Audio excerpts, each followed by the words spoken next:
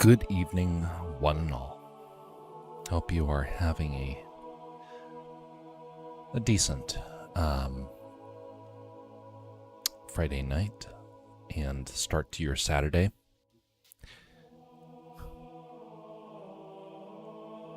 Something's wrong here. Stand by.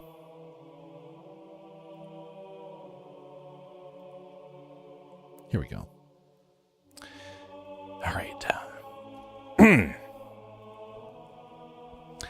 I got some things I'm going to be covering, some important things.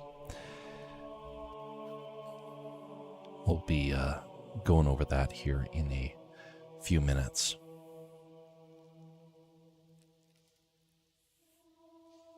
All right, I'm going to do my sound test just to make sure everything is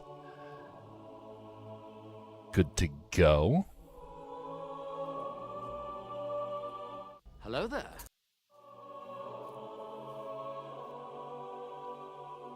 Dandy.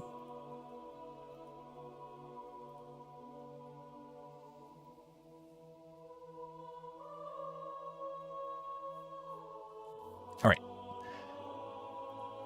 Sound test was successful, and now we're going to be proceeding.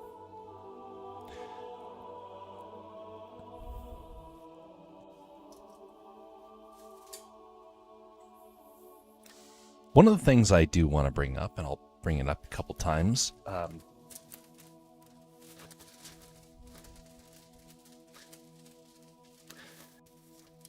going to be beginning a process very soon of putting these stickers onto the website with Silverado. But there's a couple that I'm going to be putting out there as just free giveaways as well. And so I got a substantial amount of them. The goal is not to make a profit off of these. The goal is designed to help promote Castercraft as we move forward. So thus, that's one of the reasons why they are free things that you can get, either as giveaways or with the redeem. But if you want them, we're going to find a way to make them also something that you can purchase moving forward. Now, I don't think a whole lot of people are going to want to go with that route, but should there actually be folks that want that, it will be the first official way of trying to help, hopefully, the first official way of trying to help promote some of the stuff that we got going on here. And hopefully it goes well. We'll see. Anyway, I won't bother too much with that. And there's some important things, like I said, that we're going to be covering.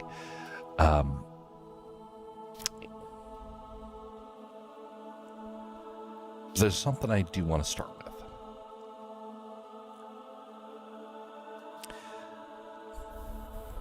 What does it mean to be civil? We'll be covering that here in a little bit, but what does it mean to be civil?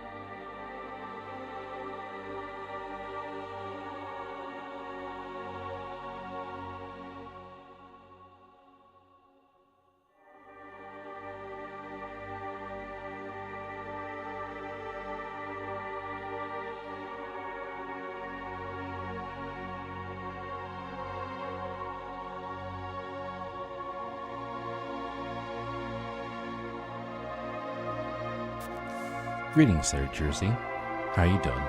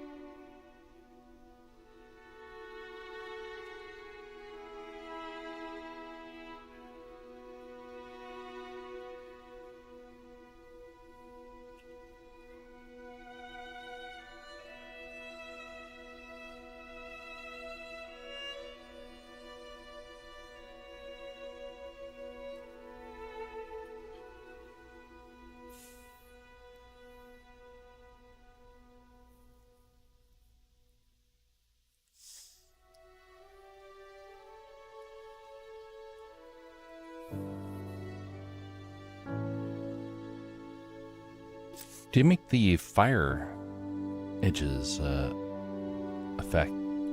edges of the fire effect with the lasso tool? Actually, no. I'm going to be recreating the fire here. Probably not tonight, probably tomorrow night. I'm going to be recreating it with the new technique that I've been working on. It's a process of adding and subtracting with the brush. Some of it is with the lasso tool. Most of it's just the standard run-of-the-mill brush. So far, it's worked out a lot better than the previous one.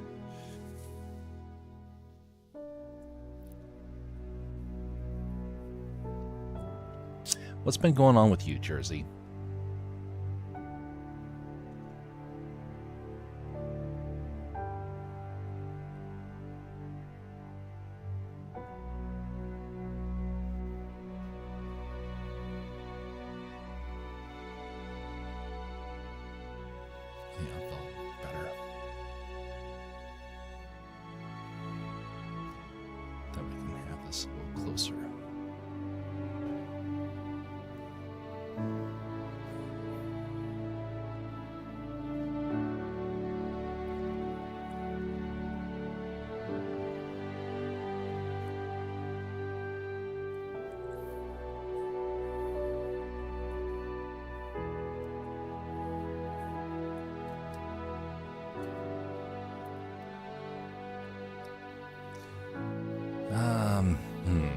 I'm not liking that balance.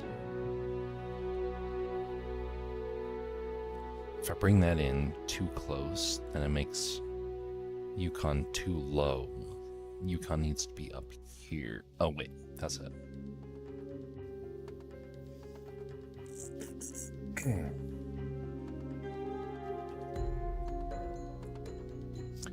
Just move this over here. That should work out better. Just shift it all.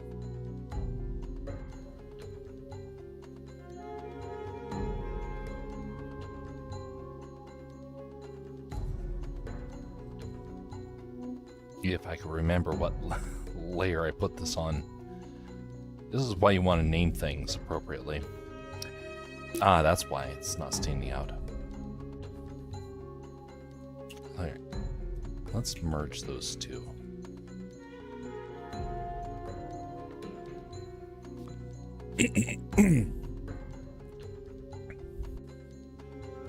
Not much, didn't have time to for Drawn recently, so I wasn't on recent streams. Understandable. Some weeks seems like you have all the time in the world. Other times it's nothing. I'm going to be mentioning it a couple of times over the coming days, but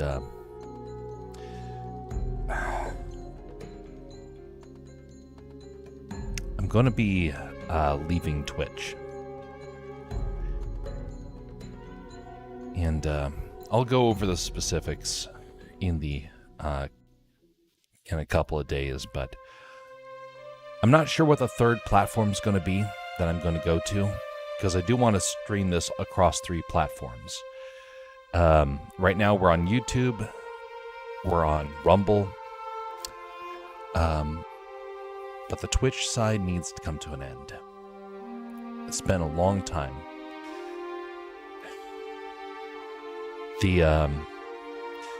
There's been some problems with Twitch.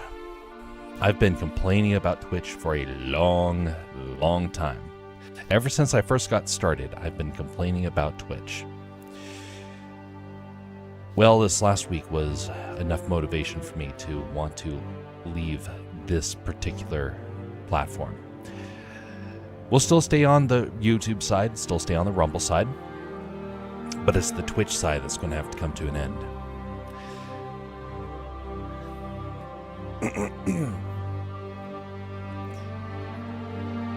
The third platform, I don't know. I don't want to go to Kick. I'm not a fan of Kick. X is a weird one to try and stream on. Not a fan of that. But I do realize the majority of people are actually over on X in one way, shape, or form. Even though there's quite a few problems with that platform, and the streaming to it is weird. I'm not sure what's going to happen. I just know that something needs to transpire. I've been debating doing this for a long time, and this last week was motivation to pull that off. So it won't happen right away. I'm going to give it one more week, and there will be one moment where I am going to just turn that around and finally pull the plug. And hopefully that will be exactly 1 week from now. Greetings there, Aaron. How you doing? Things are going well. How are things with you? YouTube is the most popular. It's just a bit limited. That it is. I do agree. But in terms of limited, that's one of the benefits of having your own website, to be able to help add some, interesting things to help improve the streams here and there.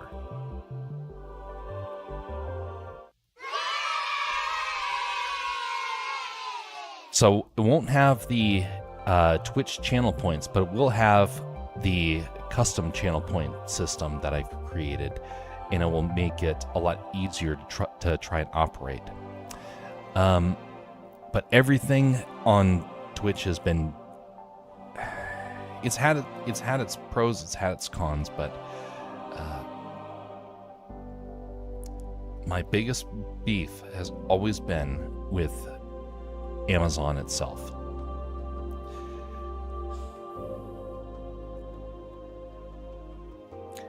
I'll go over the specifics in a while. I won't continue with that just yet, because I don't want to repeat myself too terribly much throughout this next week. But yeah, we will be on the YouTube side still. We'll be on the Rumble side, and we'll be on a third platform, which I don't know just yet.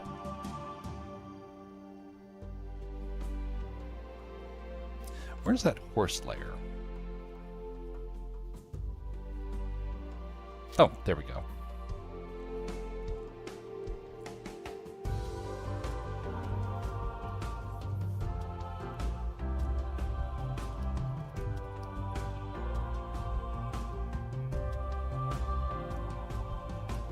Let's color code this one.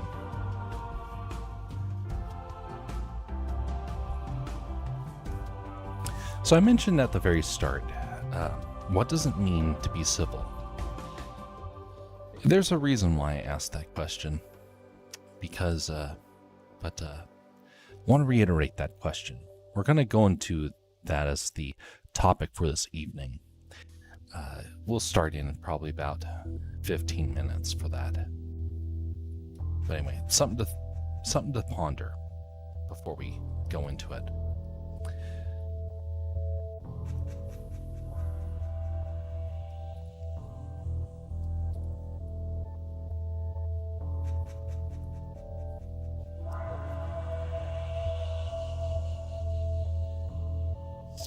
now time to sketch over that.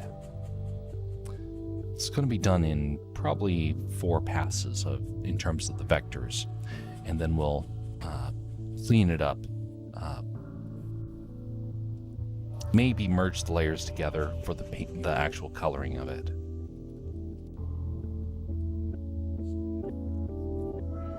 All right, that's the right line width.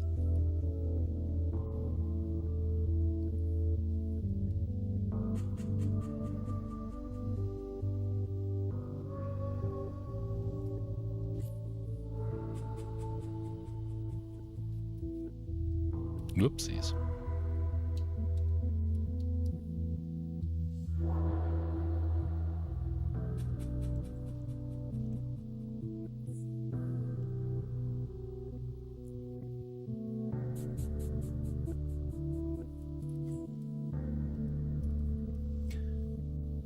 When I was young, I got a chance to go to a Civil War reenactment camp.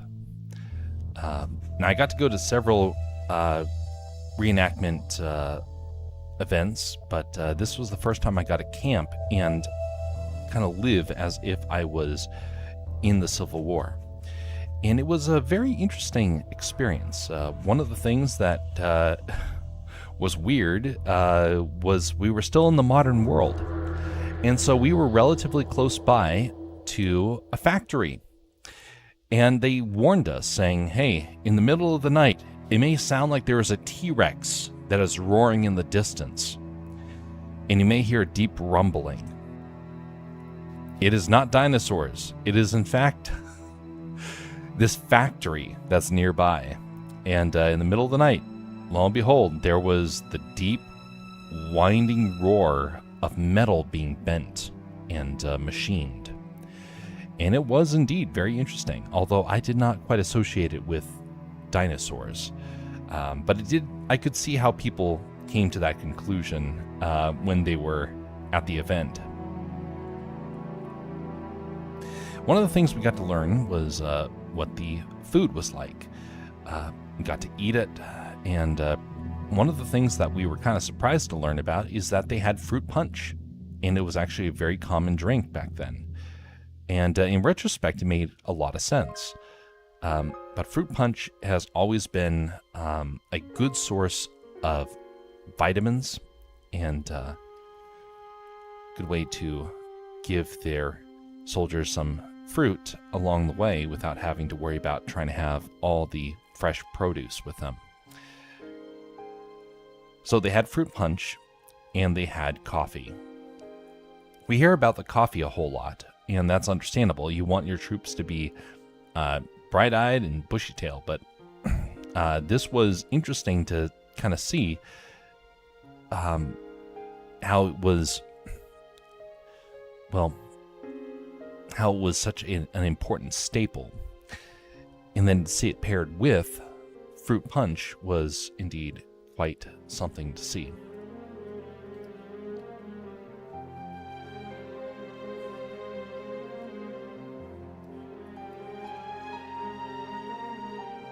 I gotta make sure I make this mouth look a little bit more like a shout.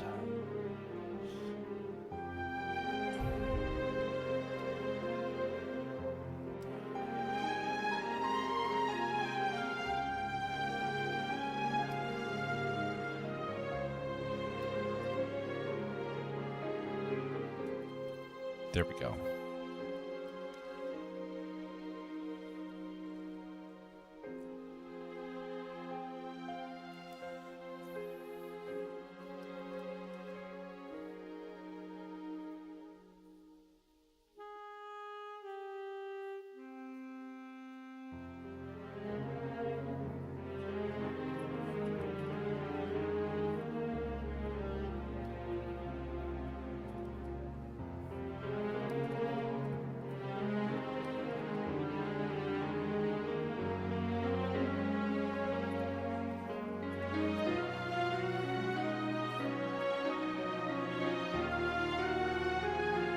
This process goes actually surprisingly fast compared to some of the other steps. Sometimes the rough sketch can take forever, and other times it can go really easy.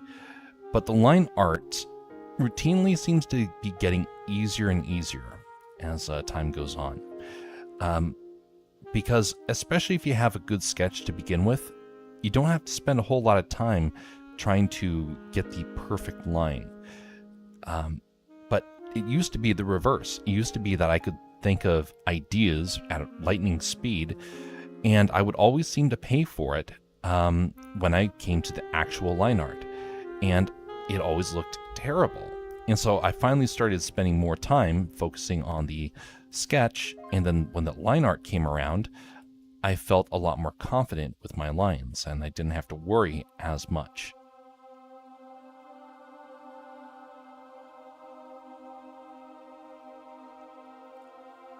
You don't have to add in every detail when you're doing the rough sketch, but just enough to where you can be able to quickly add in extra details when you're doing the official line art. If you look at actual like hardcore professional line artists, inkers and whatnot, they can create artwork at lightning speed. It's very impressive. I wish I had that much speed, but I don't. Not yet, at least. Although I am getting faster. Slow improvements here and there.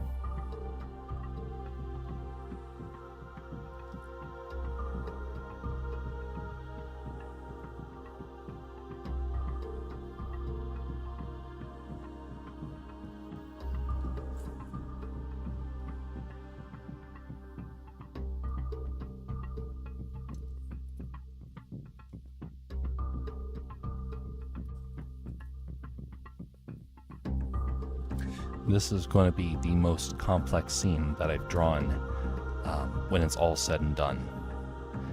Maybe not the most refined, maybe not the most well balanced, but it'll be the most complex in terms of the amount of effort to go in and create this stuff. Took a whole lot of time to try and do. Now, it's not like just random details in the background, kind of like with the Star Wars drawing. That one was labor intensive because of just the sheer volume of things in the background. This one, everything has to have meaning and purpose to it. And so that part is what has taken me so long to get right. It's one of the reasons why it took months to finally have the confidence to be able to pick up the stylus and begin this process, which I'm sure I am sorry to Ha for taking so freaking long to get this going. Hopefully the final is up to par of what you were hoping for, and then you can have it and actually be able to appreciate it, because it actually will fit with the coming narrative.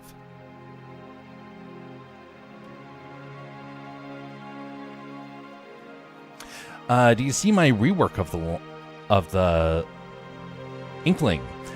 Is that what you meant by more noticeable hardline shadows and Perlin noise? The one which, wait, oh yes. Let me actually pull that up, because this actually will be.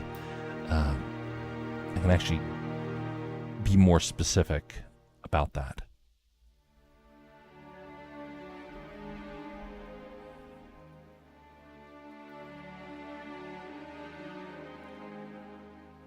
Let me copy this image, actually.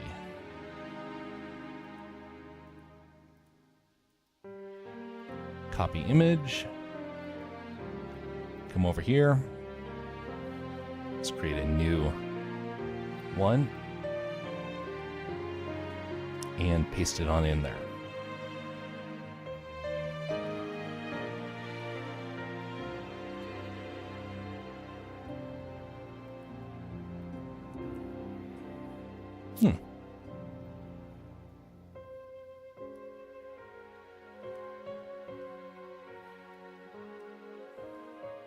Stand by just a second.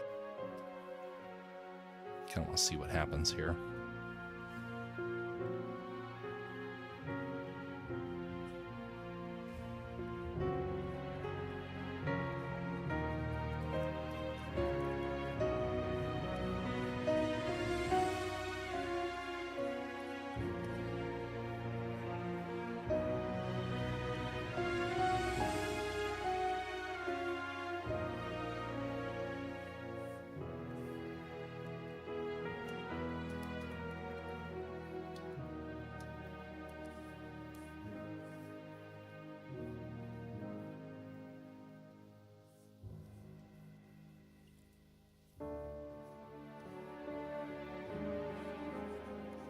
I really do concept backgrounds, and I just suddenly got an idea. I want to actually use this as a quick test before I actually go over the idea, go over the actual design ideas with you.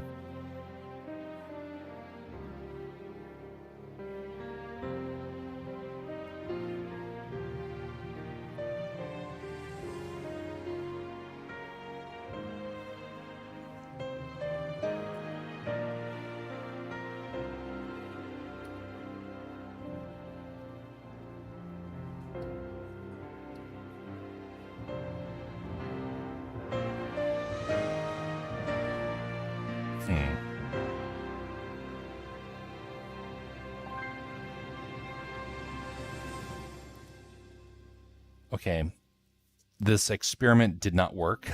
Stand by just a second. A couple times I get an idea in my head. I just want to see how hard it is to actually make that vision a reality.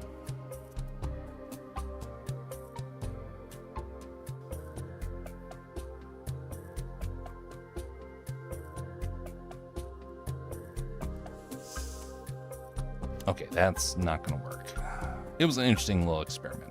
Okay, we'll go into what I was actually going to say here now at this point. After I add in that, add in glow. Well, it actually didn't turn out as bad as I was expecting. Huh.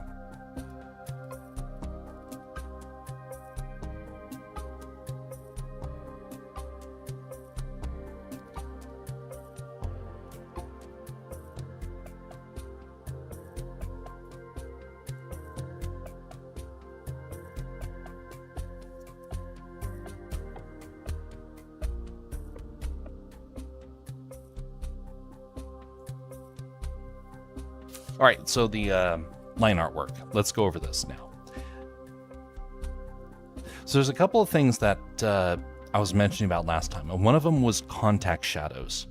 So contact shadows is something fairly easy to do. Right now, I just have a hard brush right here.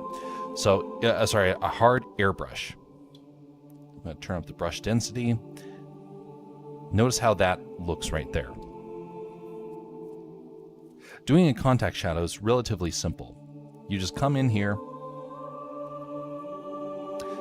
choose a dark-ish color right here, and turn on to multiply, turn on the clipping, and you just go along right there, right where two objects are contacting. And by doing that, it helps the part to stand out just a little bit more. In doing so, it just adds a little bit more depth, and you can know what is before and behind your character, especially when it comes to something like this. Notice how this isn't really a contact shadow right here, but you can do something similar. By choosing a dark-ish color that's not quite the contact shadow, you're able to do something similar. You can come along here, grab it out like this, and gently go along like that. It helps to separate out the elements a little bit. Notice before and after. Before and after. I can only do big scenery background, so we'll see. Indeed. I thought it's supposed to be with hard edges. So it can be, it can also be soft. Feel free to kind of experiment. So this is the soft approach. Let's try the hard approach. So if we were to do the hard approach, for right here, you can do something along the lines of this. Actually, wait a minute. Let me just, it's going to be actually a little too difficult. Let's just go in here and draw it in like this. We'll just eat away at it a little bit. So I'm just drawing in the hard shadow right here.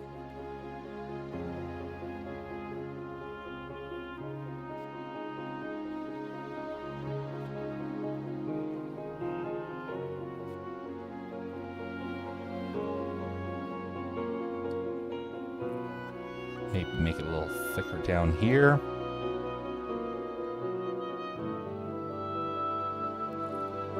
Okay, so now we have that before, and now it's turned on to multiply. And tone it back a little bit.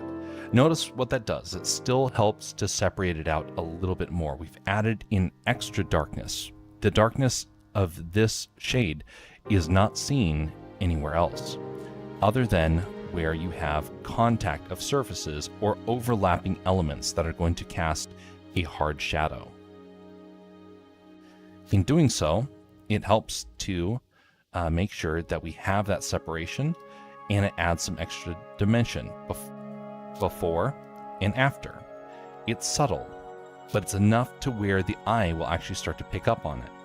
When you're doing line art, one of the things people will also do is they will come in and say, okay, I want to draw line art for my character. I'm going to start off by having a small line right here, and it goes down like that. Thin line right here, down like that. And now we're going to go up underneath, and we're actually going to make the line thicker. This is a standard technique for some comic books. They'll make the line thicker on the bottom or along areas of contact. So they'll do something along the lines of this. And then they'll connect the parts later on, like this. This also does the same sort of effect. Contact shadows just being treated with your line art. Now, I'm not very good at this method, and I have failed miserably each time I've tried it. But this is the general principle that I've seen, and it does actually help out quite a bit.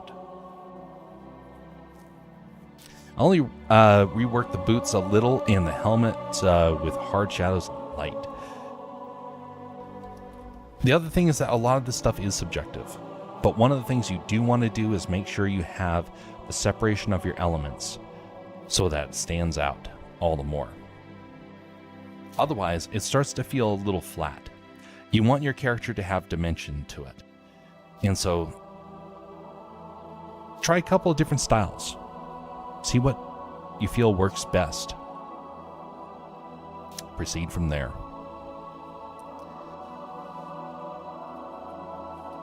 For this, I'm going to be doing a mixture of hard and soft shadows. Most of them are actually going to be brush shadows, I would probably think. I'm going to experiment with that style a little bit when we come to the actual coloring. Glad to be able to assist.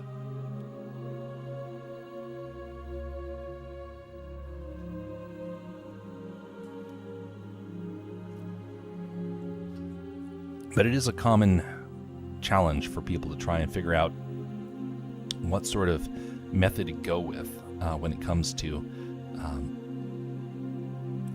your line art and when it comes to your shadowing. Once people seem to get a style, they're pretty set on making sure that they keep that style, and they don't really deviate a whole lot from it.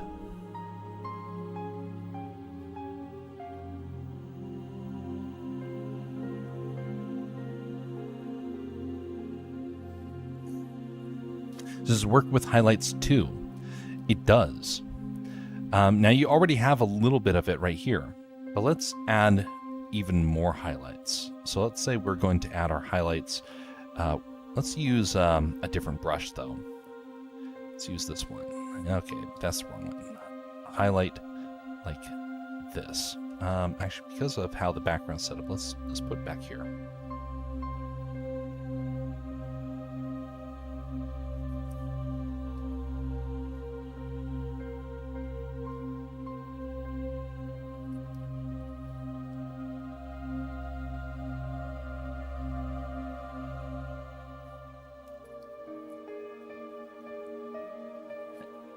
Clip to that, and then add. Tone that back a little bit. But notice what this does. It helps to add that dimension, but in the reverse. It gives us the ability to put on a highlight, separate out the elements. And this is what I've been doing with a lot of my artwork in recent years. I've been trying to add in this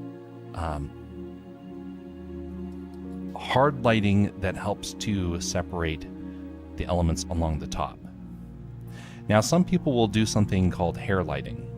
Hair lighting has a similar sort of effect. Hair lighting is what kind of happens.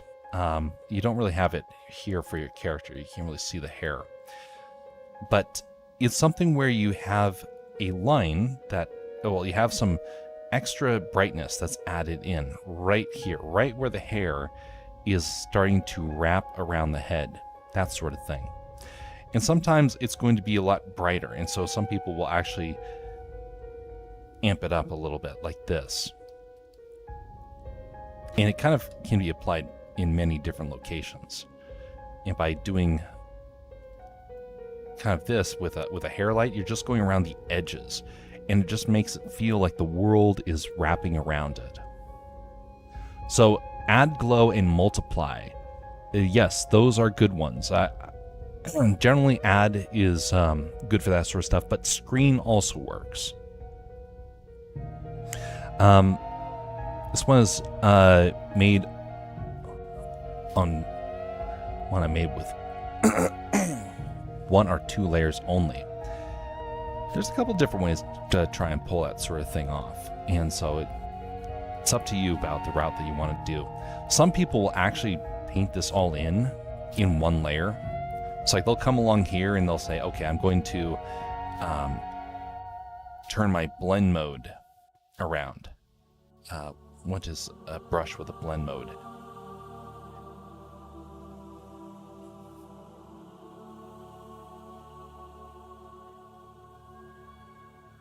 I'll have my blend modes turned on over here.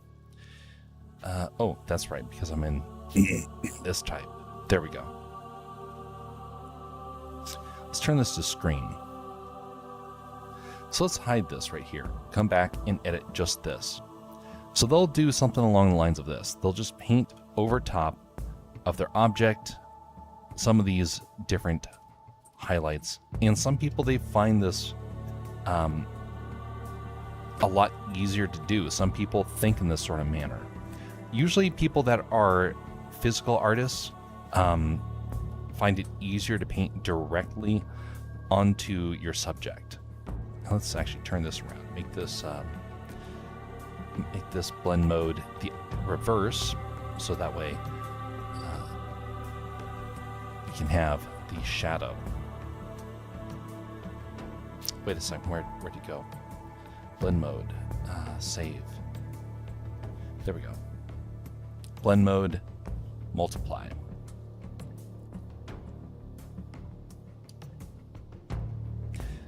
One of the things this does it helps to make your artwork feel a little bit more it gives it that hand-painted feel. You can use your lasso tool to help out, but they'll still do like a contact shadow or a cavity shadow in the same sort of method. They'll just come in and use a multiply brush and also an add brush in order to get the desired effect.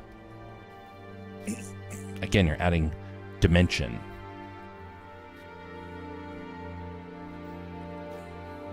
Is the pearl noise too much? I think it's fine. I don't see any problem with it. It turned out pretty decent. Although the one thing I will say, if you want to have noise for your character like this, try and make it the last thing that you do. Because once you have that set, it's very hard to go back and change that. Let me show you the way that I would go about doing this. So let's say I want to add some noise, and I'm going to be adding it with the method that I would be doing. And so thus it's going to be a little bit stronger than what you're probably going to be wanting to do yourself. But that way it'll help to stand out in the example.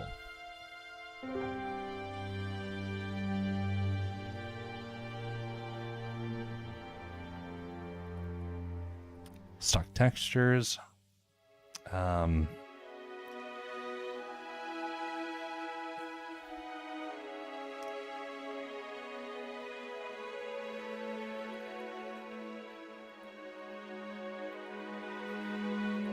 Let's do this texture.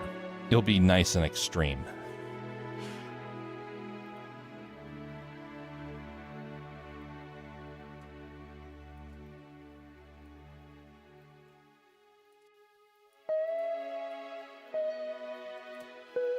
Let's put that into the clipping mask layer.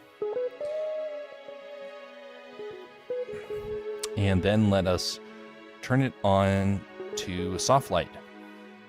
Yeah, maybe on to just multiply for this example. And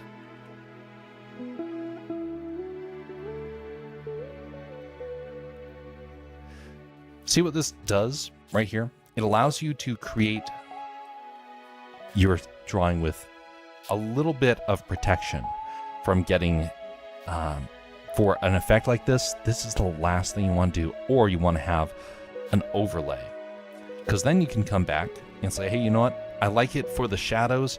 I really don't like it for the face. And you can come in and just get rid of that. Makes it so much easier.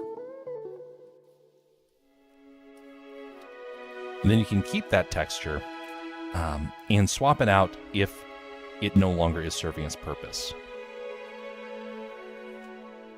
That's an interesting sort of style right there. I kind of like how that turned out. But yeah, tone that back a little bit, and then you have a noise texture that you don't have to worry about. And a good way to do it if you want just a certain type of noise is to just create a blank layer, add it in, put in a solid color, add the noise, that sort of thing.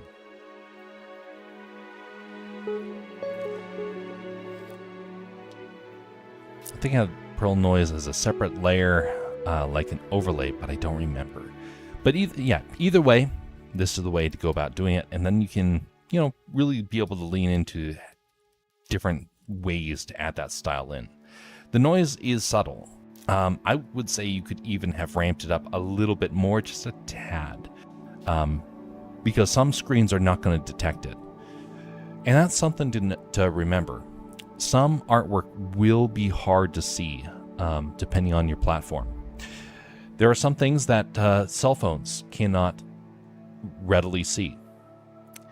I realized as I've been drawing this picture of Milo, some of the faded lines, some people have not been able to see. That's going to happen.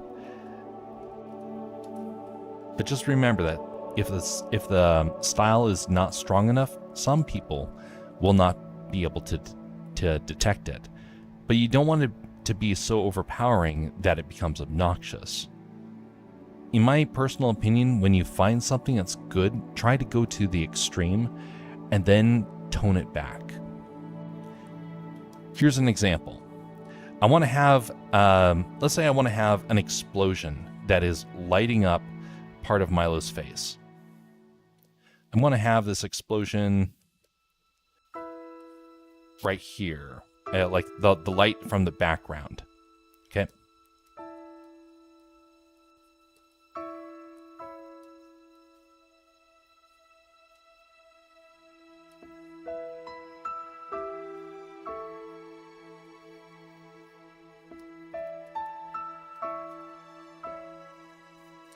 Now let's say that I've already drawn the explosion, but I want this, let's see here we go, here's the layer. But I want to actually go over Milo because I already have the drawing made.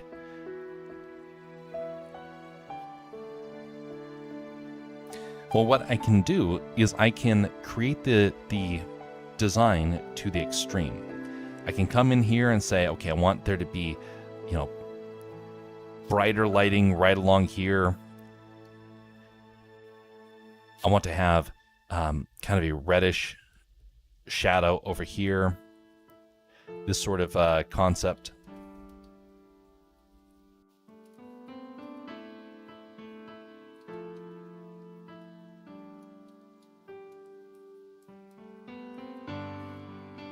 Amount of paint, make it this a little bit easier.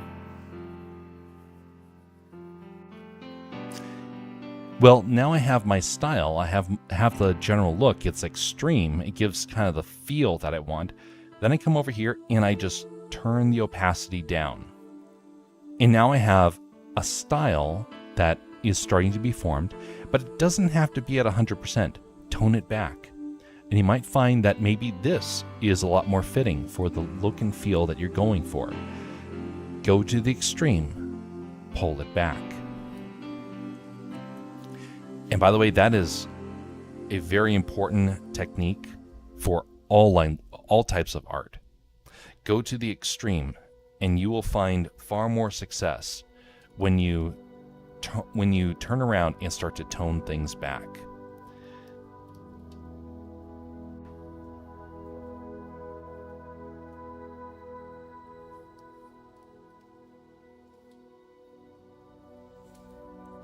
I've actually done a couple of big projects where that actually helped out tremendously. And I was able to do some pretty well-received effects in that same sort of manner, where I went to the extreme and I toned it back.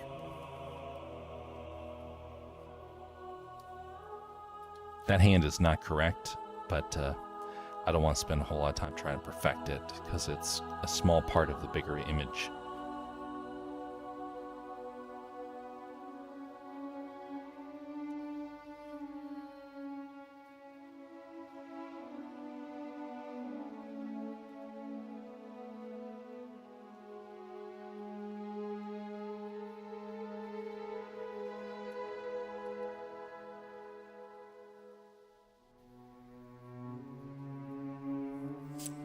Let me double check something. I don't think the sword actually had that much of a curve.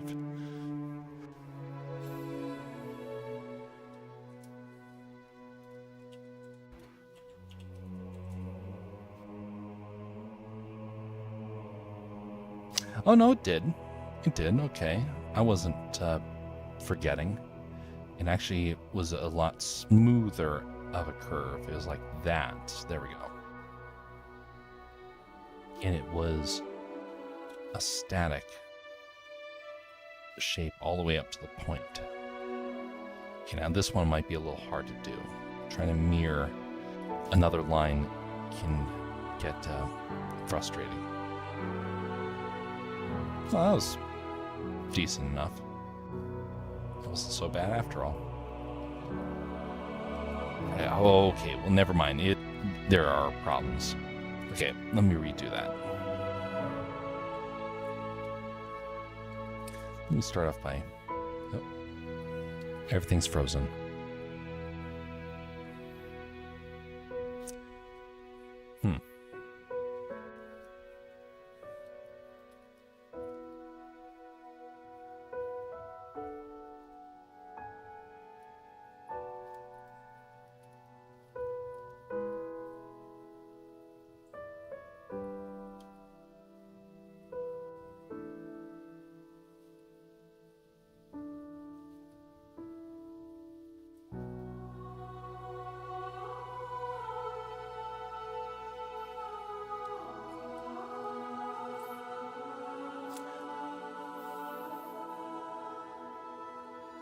It's going to be weird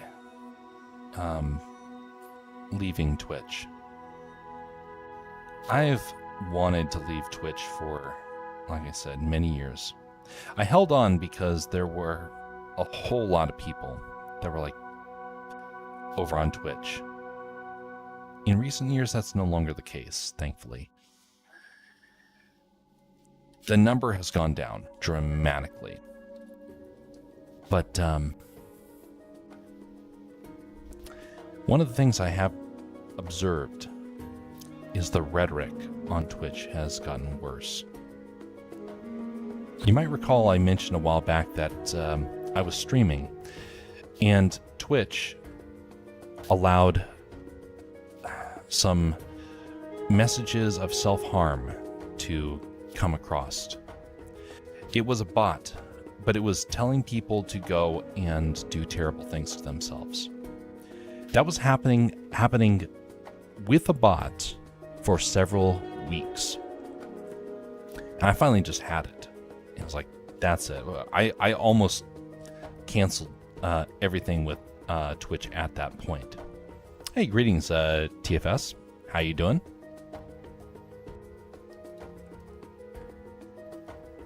How goes your adventure of trying to learn how to draw stick figures for your future animation? But anyway, when those messages started coming around, I got livid over that because one of them got through, and the rest of them thankfully were held for review. But I was like very quick to like try and delete them, just because of how heinous they were. Well, the last couple of days, Twitch has started started having such messages again, and Twitch is not coming out and getting rid of them. I'm giving them a few days to correct their act, but if they do not do this, that's when, like, okay, nope, platform is dead to me. I know a lot of people still over here, and I'm going to grieve that fact if that is indeed what Twitch, that if Twitch doesn't actually fix this. They have fixed it in the past, but right now there's a lot of people that are just very frustrated, very upset. And understandably so. Some terrible things happened this last week. Terrible things. And here we are on Twitch, a platform where I can barely even mention about any of it. But people can come along and say terrible messages of harm. And I don't like that. I don't approve of that. YouTube's not perfect, but they would at least let me say a little bit more. Rumble's not perfect, but they'll let me say a whole lot more.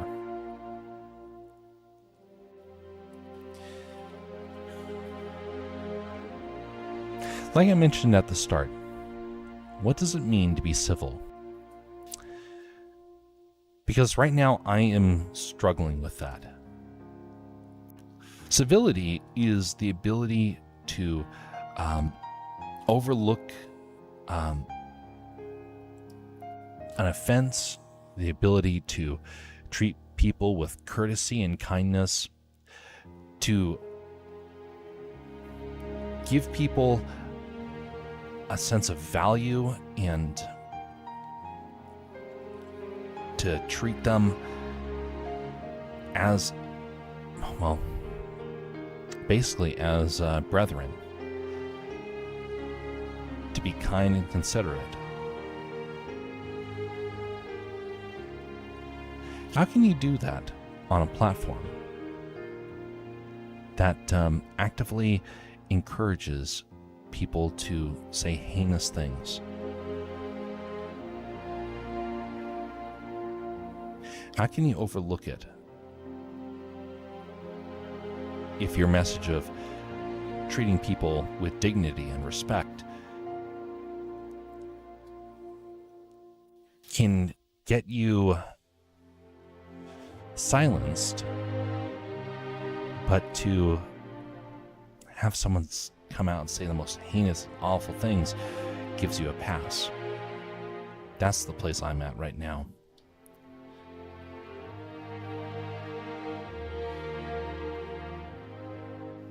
And you know,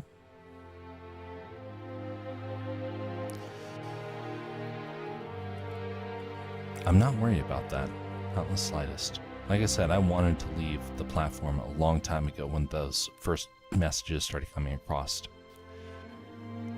But now it's happening again. Instead, it's happening with the whole platform. And I can't stand it.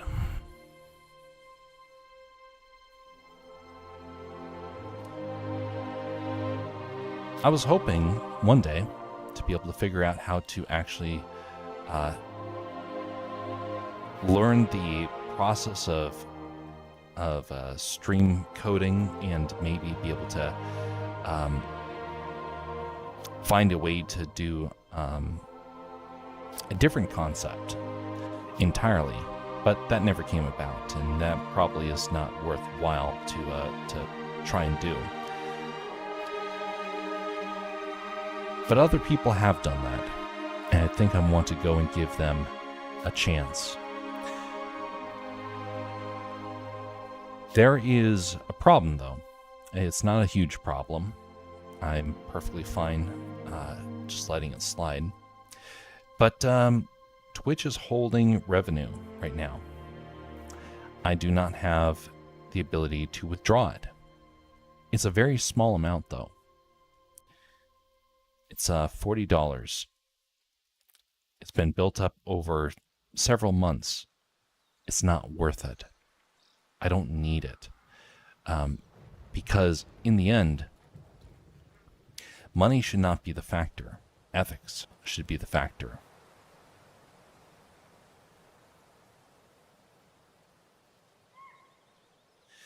But I do know some people where that is a consideration, and they have to try and navigate that. Thankfully, I don't have to worry about that. I'm not living in poverty. I'm not necessarily anyone who's rich. I'm just somebody who knows how to save money, and I don't spend it on a lot of stuff.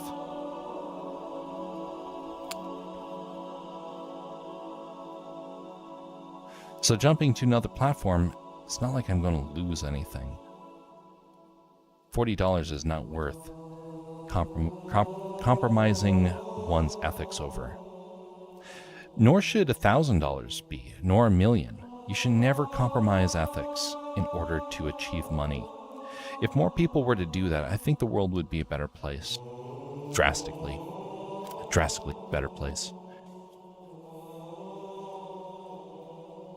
Good luck trying to get the world to want to go down that path, though.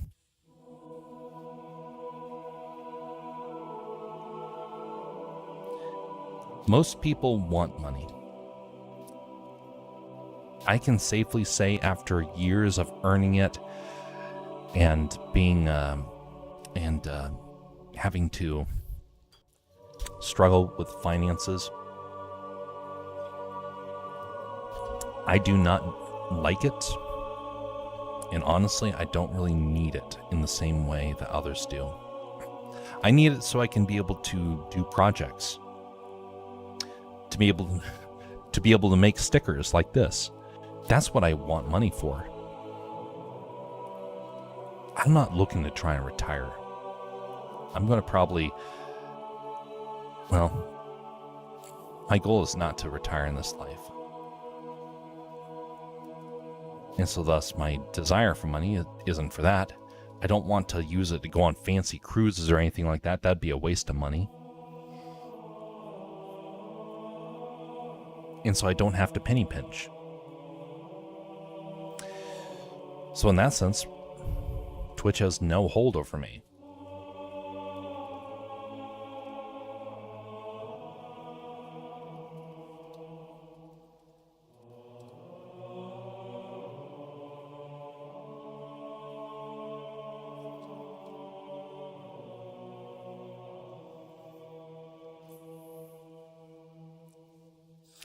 But this is an interesting thing to consider.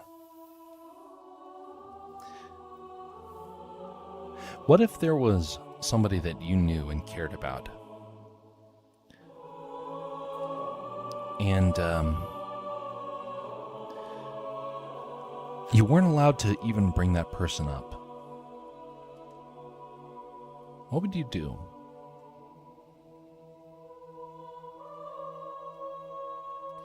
If you were a big fan of somebody, how do you go about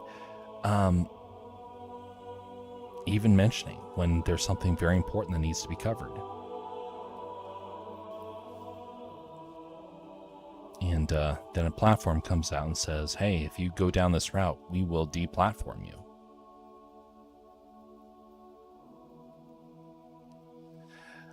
I'm thankfully so small that will never happen.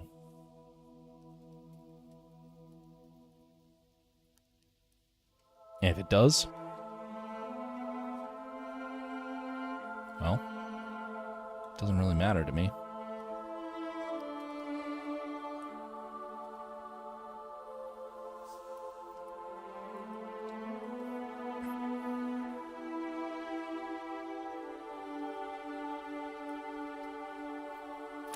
This last week has been a shell shock to many, many people.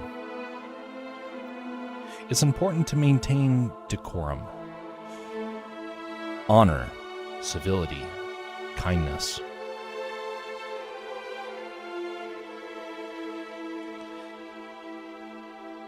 This last week has been a sobering week. We're seeing people who are uncivil behaving very badly. We have to rise above that as a culture. We can't go through life treating each other like we're in a competition. We can't treat people poorly and try and destroy them. We have to be above that. It's one of the things that Charlie Kirk was really pushing for. Civility, kindness, having a discourse when no one else wanted it. I gotta say, I never went to one of his events. Didn't really have that ability. It kind of was after I was out of college. But if I had been in there when that was happening, I would have definitely gone to him. I wish I had that opportunity. But instead, I grew in the time before that movement began. And so thus, I missed out on the opportunity to really find like-minded individuals in that era. We were standing on our own. Say something out of line and you got in serious trouble. Challenge the status quo and you got reported. You get removed. Yes, that happened to me. It was over the dumbest thing, too. Getting removed for stating a truth and having evidence. And then suddenly, getting told that by citing truth, you were not to be acknowledged. You're instead to be removed. Thankfully, the times are changing, and that is no longer the case. Now, unfortunately, violent rhetoric has replaced it. That's deeply troubling. Something big happened. I'm not really following international non-tech news much. Yeah, something big did happen. It has shook our country to the core. I have never seen such reactions right now as what I've been seeing the last 48 hours. This is why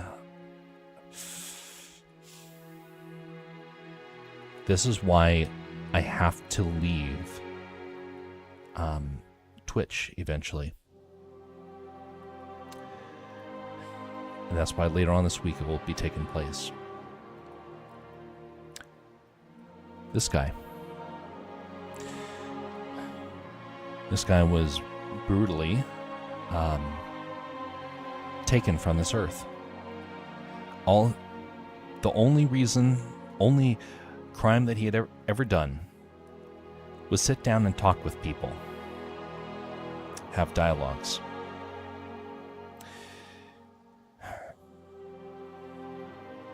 He is one of the most civil conversationalists and debaters that our country has seen in a long time. He has made a massive impact across many, many nations.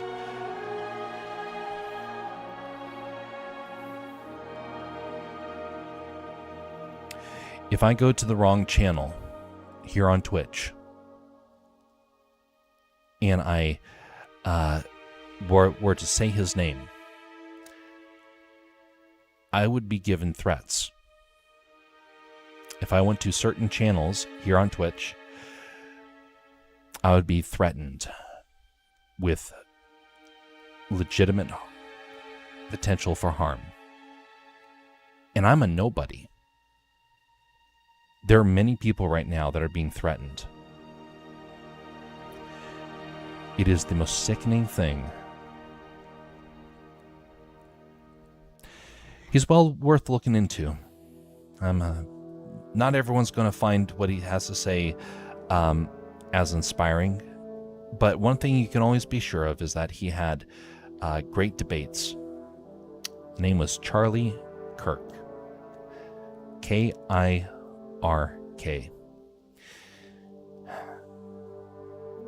This happened on the 10th, September 10th.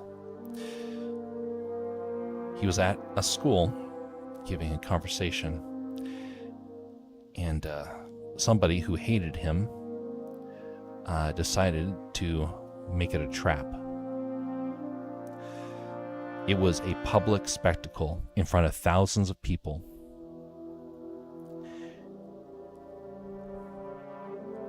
It is been said to be the most gruesome attack that has happened on live TV of a political figure. Or he's not really political, he's like a soft political figure. He was more pushing ideas and values more than anything else.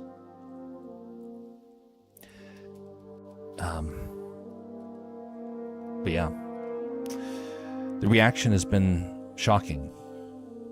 I never thought that people would rejoice the way that they did when he passed.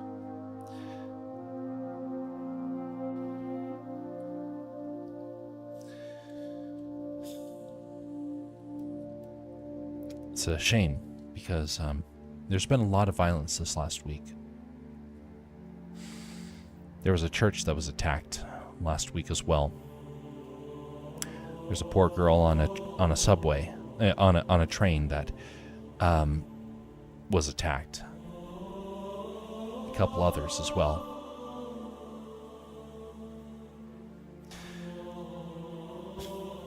Civility is the ability to have discourse with other people and to maintain your humanity and your sense of love and respect.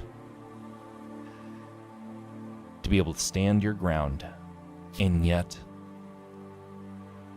be kind in that process.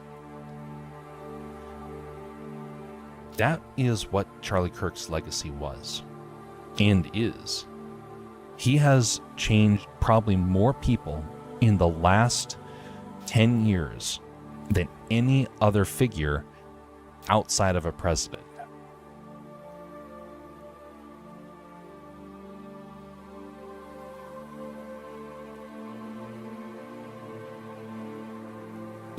We got drone attacked that day, so the media was focused solely on one event that day.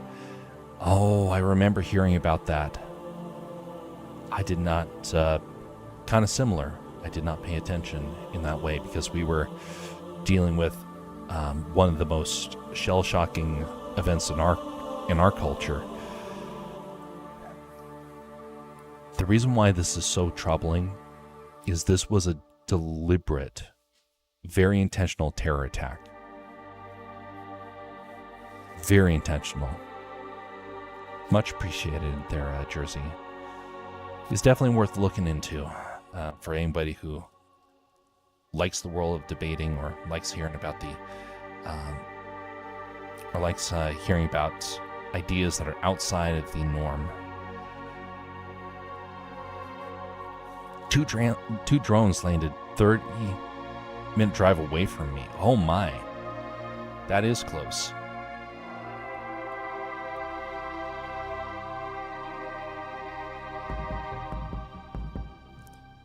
For me, 30 minutes is how long it takes to drive to the next city. That is indeed, though, based upon Europe, that is indeed a very small distance.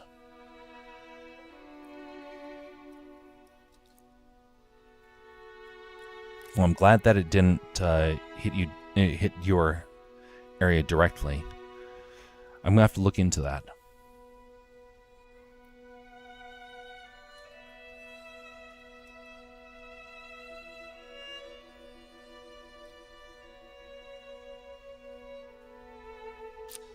But anyway, it's all these things that ramped up, and Twitch is just passively allowing things to get worse. Again, if I was to go to some channels here on Twitch, I'd be met with the most vile and hateful comments that I've ever heard of. I listened to some of them earlier today because there was a recording going around.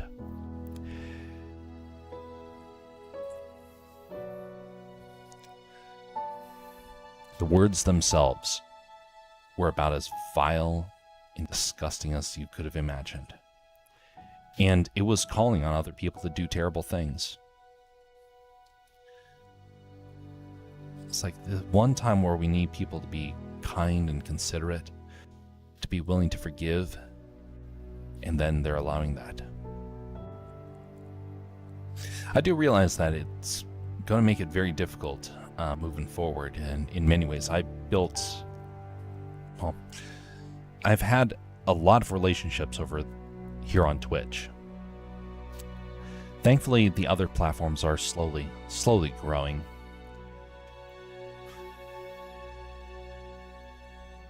We'll have to see what this transition brings about. It could be just what is needed for things moving forward.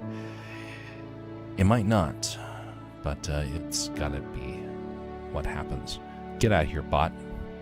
Denied. None died this time, as far as I know. Yeah, if someone was a casualty, I'm pretty sure it would have made international news. I mean, I did see it on the news, so technically it was international. I just didn't look into it. But I'll have to be sure to do that tomorrow.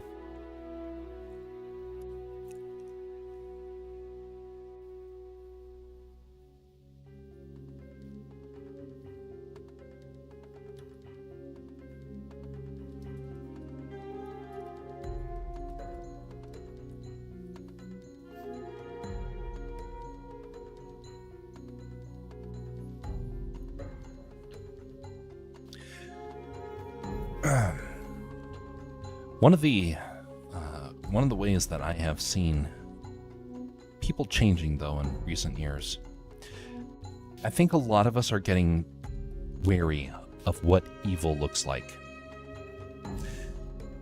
A while back, I was talking with some folks, and they could not identify evil. To them, it was kind of a personal preference. Oh, there's no such thing as evil. It's whatever you want it to be. Those same people now no longer think that. This last week, there's been so much violence that several people have woken up and said, you know what? Evil is in this world. And we have to try and defend each other from it. And I do say each other because evil attacks us each individually. We have to be able to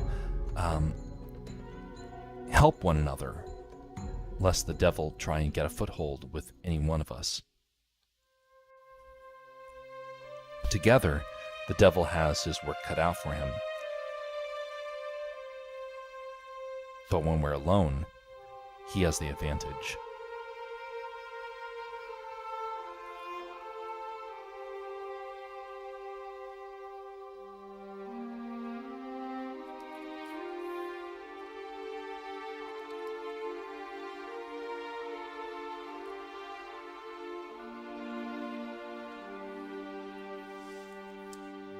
There was a guy that I had a very passionate discussion with back at college.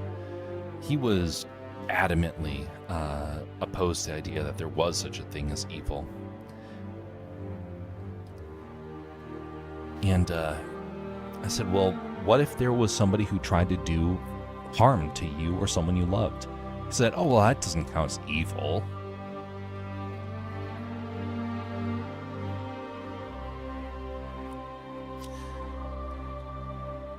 Well, people like that, in recent years, have really started to change their tune, thankfully. I'm not saying thankfully like, oh boy, now people can be depressed. It's more like people can be sober-minded, realizing that there is evil in this world. And if you can see that evil does happen, then you're able to navigate the future a lot safer. Otherwise, evil takes you by surprise. It rides out, and when you least expect it, and you don't have any defenses,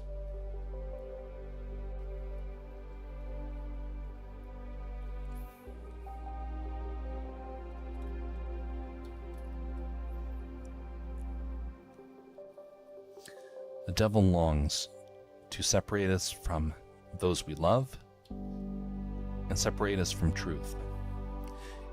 If he can do that, we become like putty in his hands. We have to be able to work together, to be able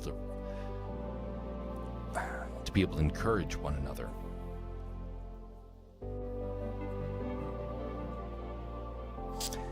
Hey, greetings there. I think they say that Parentiso. Breath of Edits.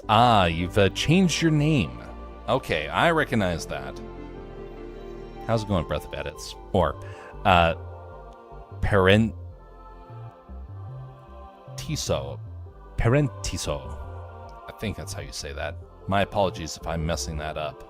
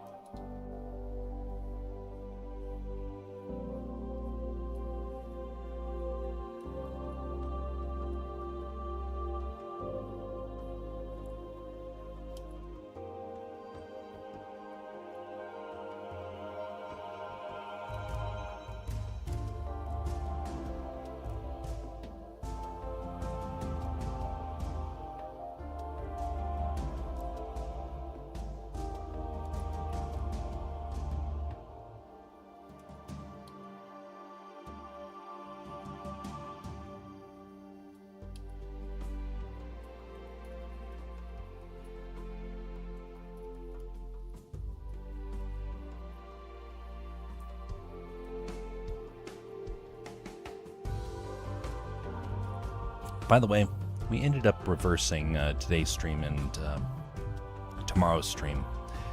I was going to start off with Fortnite tonight, but the game was being updated, and it was taking a long time to try and do that.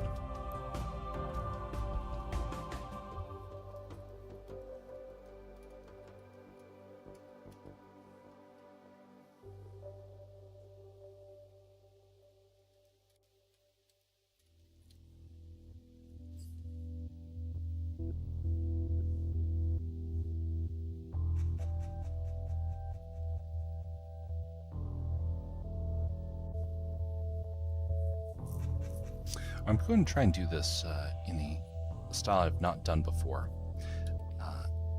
just because of how this fanning of the horsetails kind of needs to be.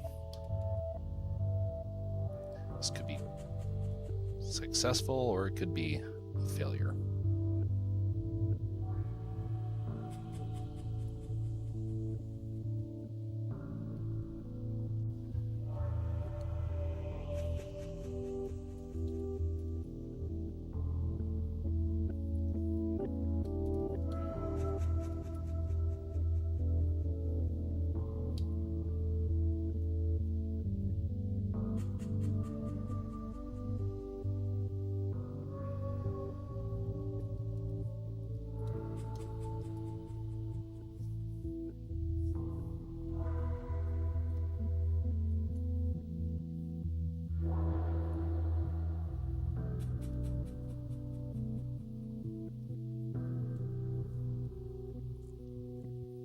So I saw this technique a while back for anime hair, and I haven't really tried it.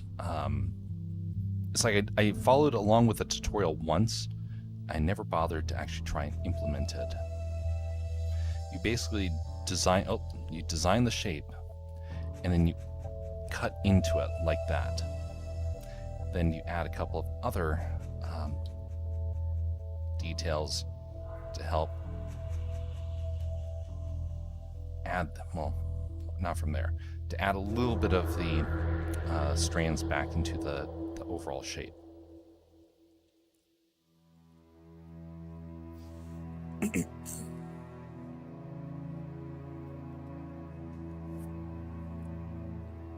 Have you ever tried doing small art commissions and get a little extra money? I have. It doesn't usually go very well. The small art commissions usually don't justify the expense. I do it every now and again. I did the Star Wars stuff. It was a small art commission. Well, technically it was a big one. But I have done small ones. And they don't... I don't need the money. That's one of the big issues I kind of have. I do it based upon kind of the purpose of it. Is it going to be something that I really want to try and make, or is it something where I'm going to feel like I'm making a difference? That's what really drives me.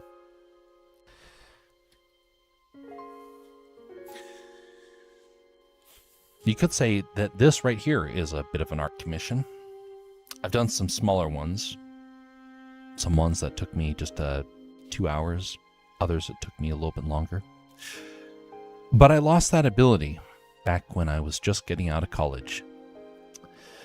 See, there was a new service coming along called Fiverr. It wasn't the only one, but that's the only one I can remember the name of. They were designed to do small art commissions. You could be able to hire people, and it took very little effort to set up.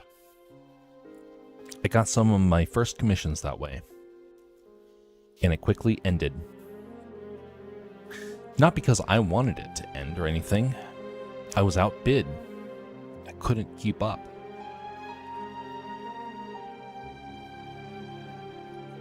My rent to live here in the US is almost $2,000 a month.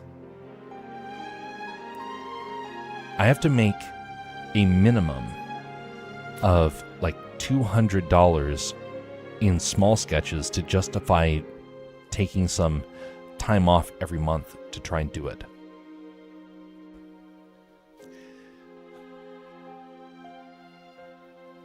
When I was trying to get started in freelance, I was able to make nothing.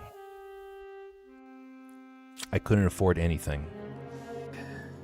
People would come in and say, "Hey, I'll do this full video, this big drawing, this small drawing. We'll design this logo, and we'll do it for a fraction of anything else, of what anyone else would charge." I gave the lowest possible number I could. I was like, "Hey, I'll like this right here." So I got my stickers right here. "Hey, I'll design a sticker for you, and I'll charge $20 to make it." $20 is pushing it, because the amount of money it actually costs to make this is way higher. But I needed the experience. People outbid me in Fiverr because they were literally being paid in bowls of rice. Sweatshops over in Indochina and Polynesia. Sorry, not Polynesia, Indonesia. You can't compete with that. And so I gave up. I did a few commissions here and there, and usually for a friend I'll do a commission if I can know for a fact like it's gonna be used, and sometimes you do it and you're like, it didn't get used. Dagnabbit. Sometimes it does get used, and you just didn't realize. You just never really saw any benefit from it.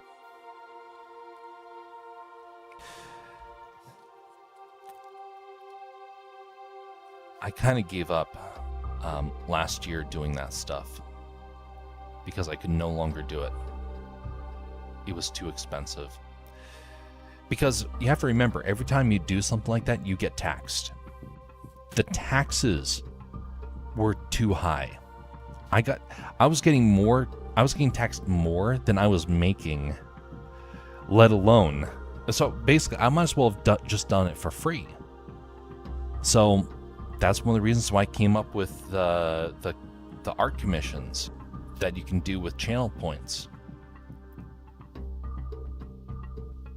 By the way, that's something that's going to happen. Is there's going to be a conversion of channel points to pieces of silver on the website. That will happen before I go offline for the Twitch side. I got to remember to announce that because I know a couple of people that are probably going to want to get their channel points converted. Some of the people that haven't been around for a while, maybe they'll be interested in it, maybe they won't. We'll see. But I still got to make that announcement because I don't want them to lose it. $20 for me is a big fish.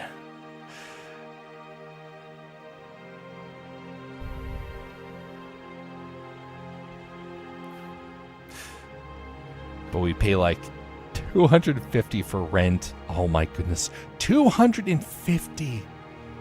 Wow. That is cheap. Our landlords are cruel and very selfish over here.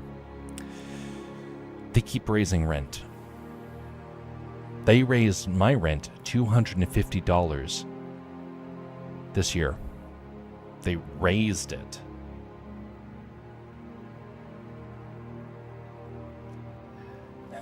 It's hard to be able to keep up with it. I got a good paying job. I'm just barely able to pay for this place. We earn way less. Yeah, that's understandable.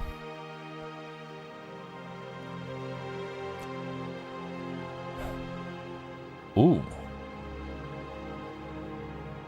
Mom earns $15 per month. You know,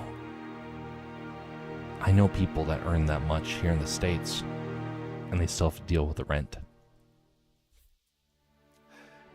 The whole world has lost its mind with finances. We need to have some kindness, and right now our elites want to just hoard money. Biggest wealth transfer in the world has happened because of the pandemic.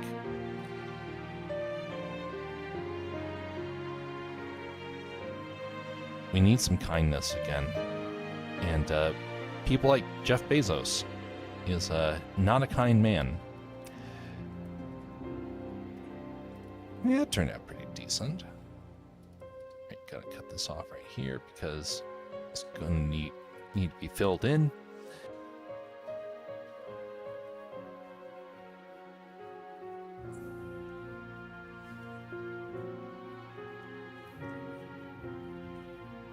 Pay more for food than for rent and utilities. That's quite something. Our food prices over here have been going up recently by a ton. It's really weird to feel because we're used to food being really affordable. Our food tripled in price over the last 4 years. 5 years, tripled. I used to be able to get this a sandwich for this that was this big for $5. That's what I got when I was back when I just graduated from college. If I was to get that exact same thing now, it's not $5 anymore, $15, and And you have to pay extra if you want anything else on it. It's like, what in tarnation? Companies, do you really need that much money? That's why I want to be my own businessman one day. Because I want to try and show people how to be merciful with their money. You don't have to lose business. Just be kind. That's a very simple thing.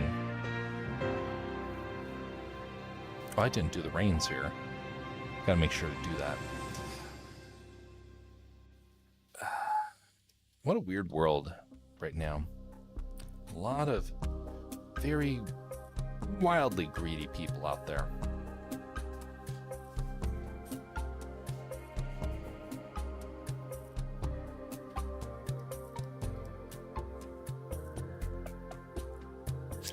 She would have earned $3,000, but 50% of it goes to taxes. Yeah, oh my goodness, taxes are so high these days. Man, isn't that weird? Back in the Middle Ages, I think the tax rate was like 20%, 30%, 50%. My tax bracket is, I think it's 40, something like that.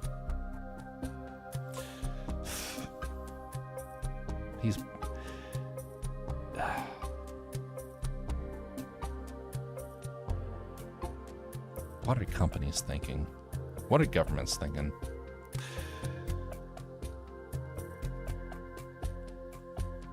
Gotta try and do better, folks. Let's not try and play life like it's a game of battle royale where you have to make the most money to be able to wind up on top. Let's find a slightly better way to try and go about that. Oh, I'm messing that up here. I got inverted. There we go. I was like, why is that not working? There we go. Public transportation, free healthcare in schools is totally worth it. I know a lot of people in Europe are big fans of that. So that's understandable. It's kind of interesting over here in the US. There's some people that get free education. I was not one of them.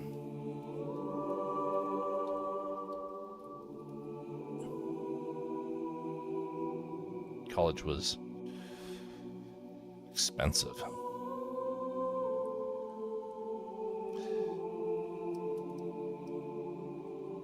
Didn't even get anything from it either. It's a massive waste of money. I got out, and my first employer looked at my transcript and said, "Why are you showing me your transcript? Nobody uses that anymore for hiring." I was like, "What? You mean I got this for nothing?" Yep. Great. Thanks, college. It wasn't even good education either, which is sad.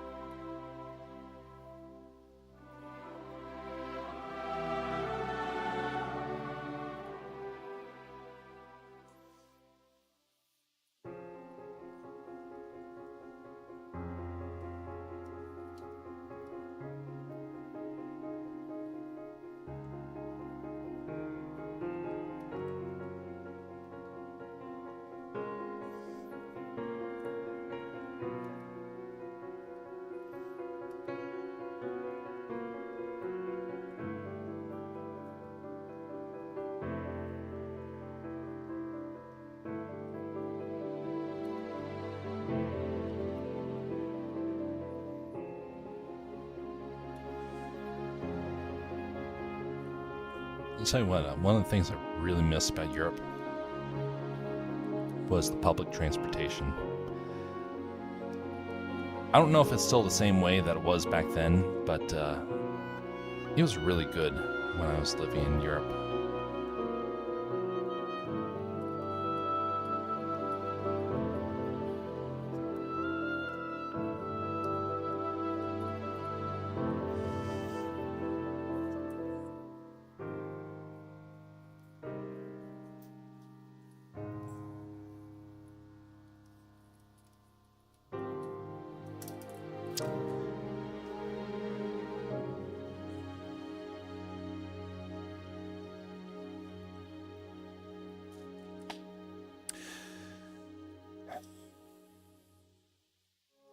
It's okay in my place.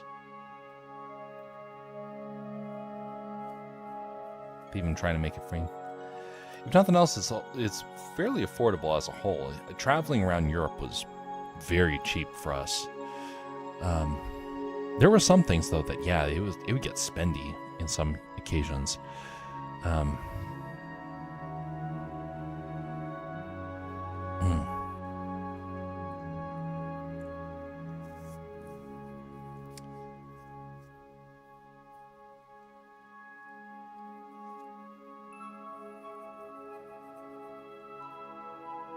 One of the things I noticed was a lot of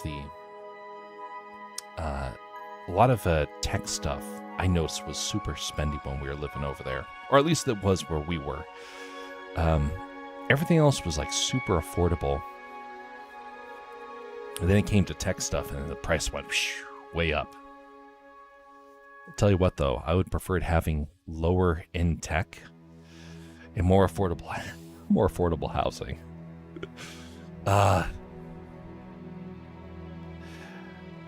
Hopefully one day I'll be a landlord of my own, and landlord meaning like I own a house, and I can be able to prove to people it's not so hard to try and be kind and considerate. Because that's one thing I remember talking with somebody who said, "Oh, well, you don't understand how difficult it is. You have to be tough." Like, you can be tough, but let's maintain some kindness with us, shall we? And he was not a fan of that. But I want to be able to help people that were in a similar sort of position as to myself. I don't know if that's ever going to happen, though. You can only do so much with your life.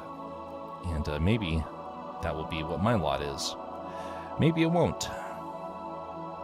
Just like Charlie Kirk, though, sometimes your impact isn't quite,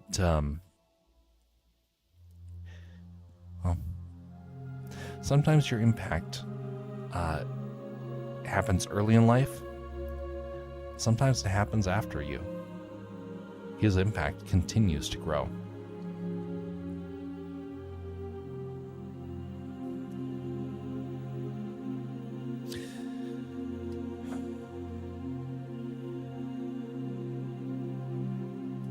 He was actually addressing the housing situation recently and mentioning about how important it is to try and give people ownership.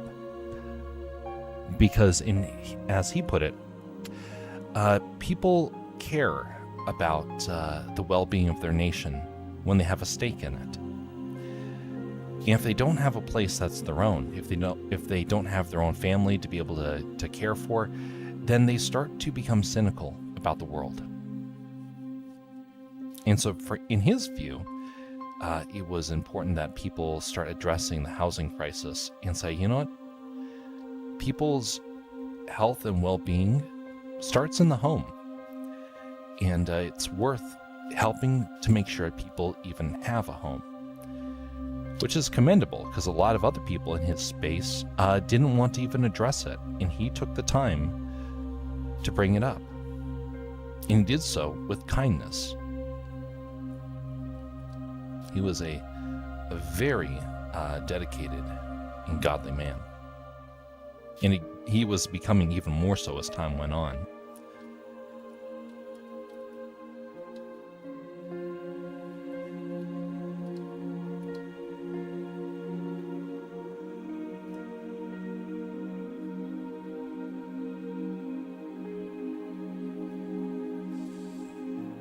Once we come to the end of this character, we'll be calling the stream there. It's taking me longer to get through this than what I was expecting. I was expecting for the download to finish earlier, and so I was hoping we'll be able to go a little bit further.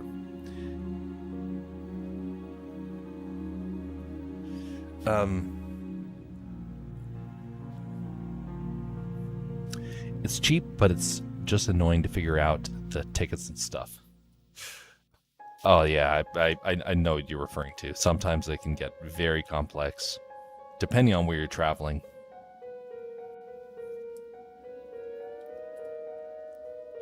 over here in the States, our public transportation is not safe. And people have been learning it the hard way.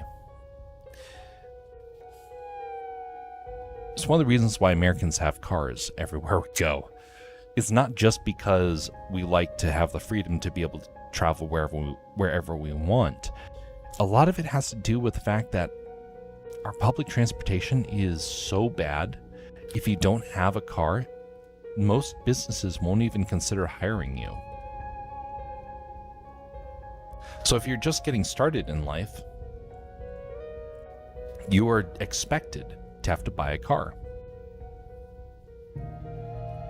Because you don't have a whole lot of money when you're young, you tend to get a car that's very bad. I lucked out. I was blessed with a vehicle that is very, very stable.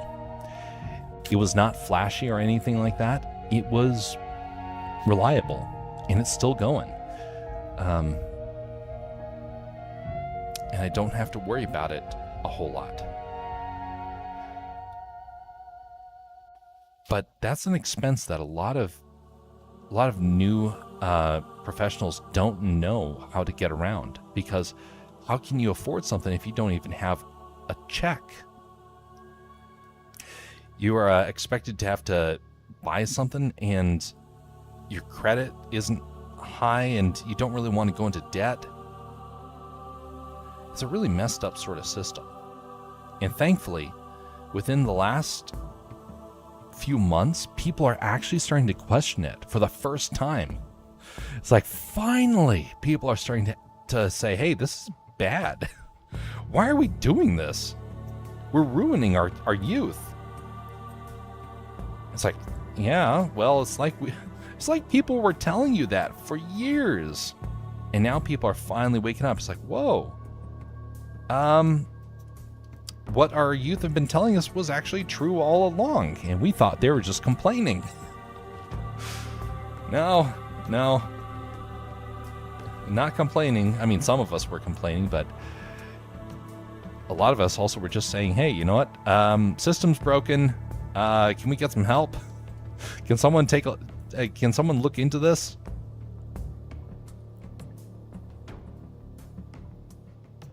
I heard that people in the U.S. Buy all the stuff with credit cards instead of their own money. Except me.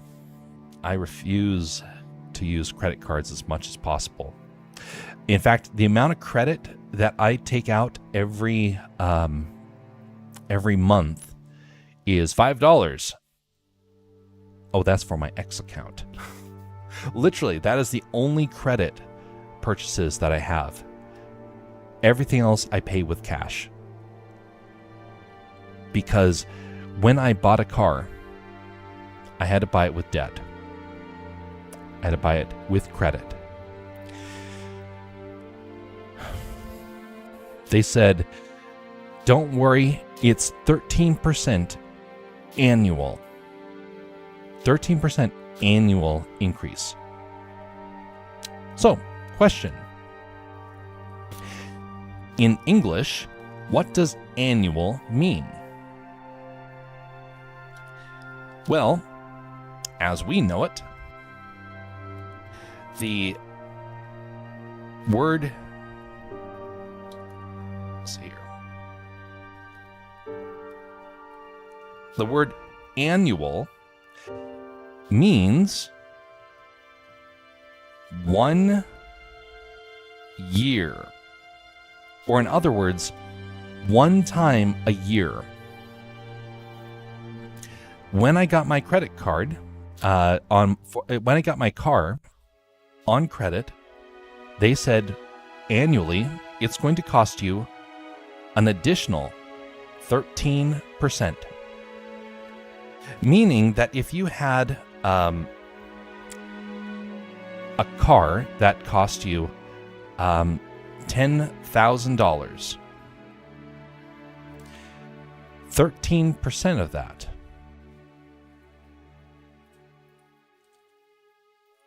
just saying there's a notice here.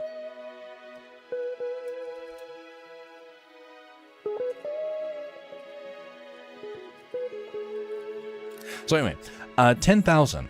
What would that become with 13%? 13% annual. That means every year it's going to increase $1,300.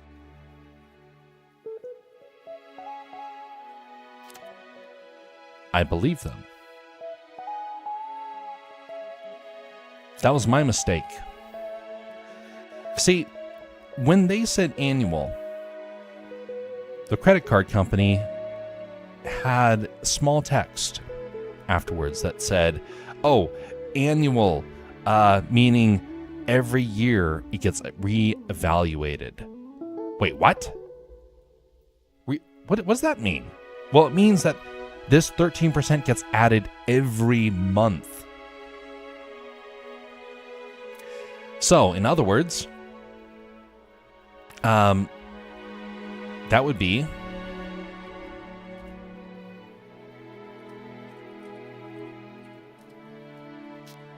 after 1 year, it would be 1, 2, 3, 4, 5, 6, 7, 8, 9, 10, 11, 12.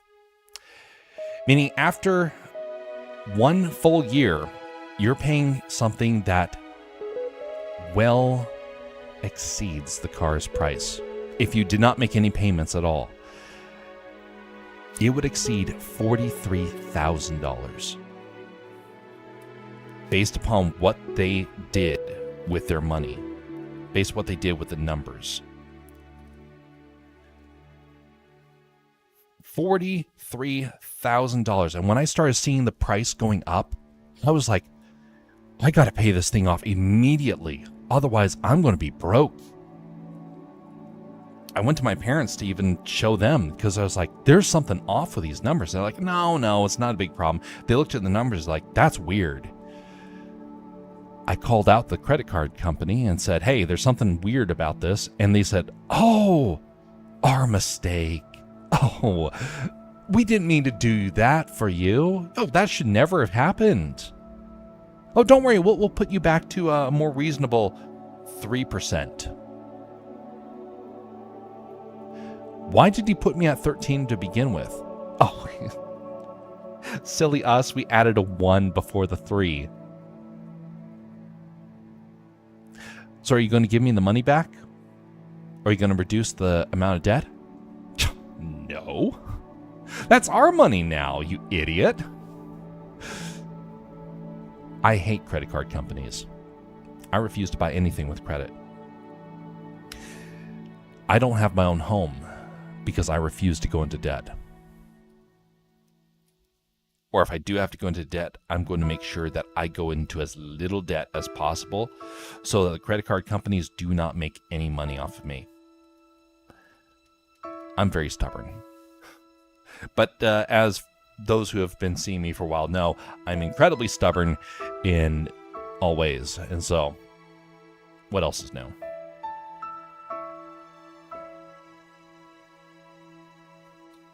But it is something to remember.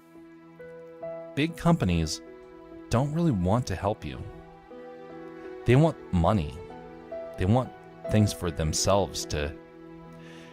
And if you come along and say, hey, out of dignity, could you please do this? They're not going to do it. They got their policies to protect them. Oh, we can't do that. That would go against company policy. I'm not talking about your policy. I want to talk about your ethics. What are some of the cheapest prices for some apartments in the U.S.? That's a hard one. Hey, greetings, Eric Conda. How are you doing? And thanks for the lurk. Much appreciated.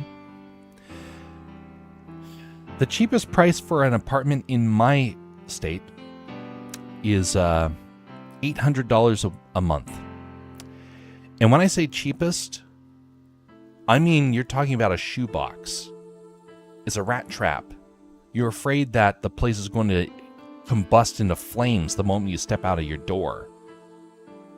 It's a sort of place that you will are for sure going to have someone break into your house and rob you. That's the cheap area. $800 a month. Oh, for like buying the whole house. Absolute cheapest for a legitimate house. Let's take a look, shall we?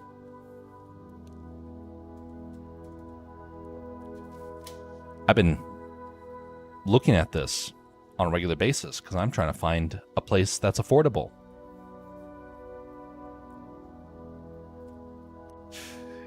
Get ready for the depression.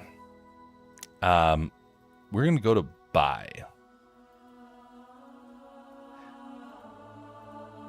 What's it doing? Let's go down to Anchorage here, okay? This right here are all of the homes available for purchase. Now let's limit the price. Let's put it to a maximum of, and by the way, here you can get a maximum of $18 million for a home. That's your limit. All right, let's put it something more reasonable. Let's put it to 200,000, because 200,000 is, you're going to see bare bones. Hey, look, there's a house that's brand new. Let's take a look at it, shall we? So this right here, a 1-bed, 1-bath, 600. Oh, let me change the settings here. That dark mode's just not working for this site. Here we go. 661 square foot. $136,000. One room with a kitchen and 1 bed.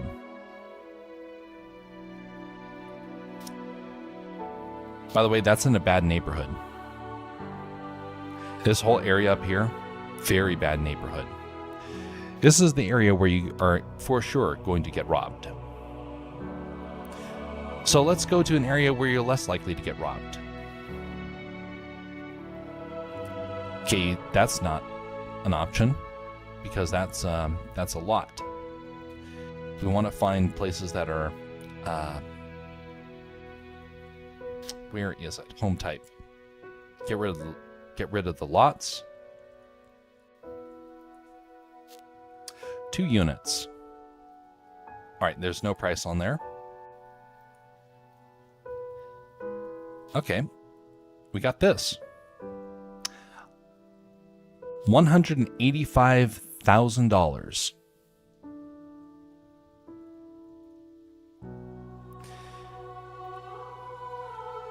I know this apartment complex because there's a couple of ones that are very similar around here. A fairly small place, 2 beds, 1 bath. But notice the space is actually smaller than the last place. Not very big. So it's fairly crammed. So if you have a family, that becomes a bit of a challenge depending on how big your family is.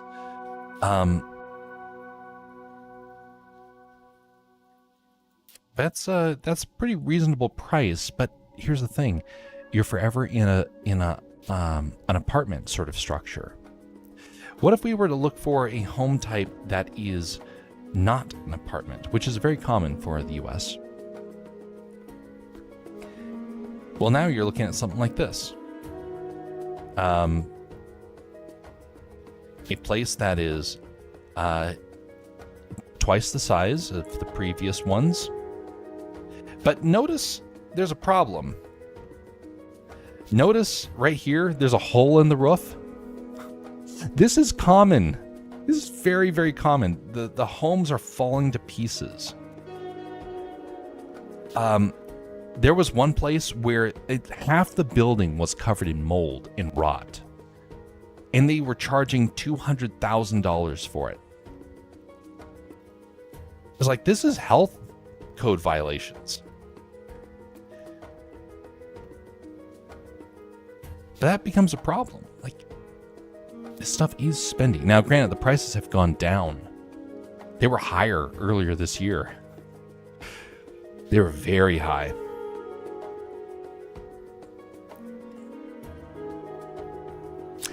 I've never heard of anyone being robbed at my place. I think one of my friend's bike was stolen stolen some time ago. So let me put it this way. This has become a huge, huge issue. There's an area right over here. Where is it here?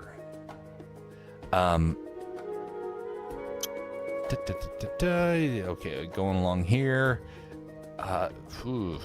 Where is it? Right here.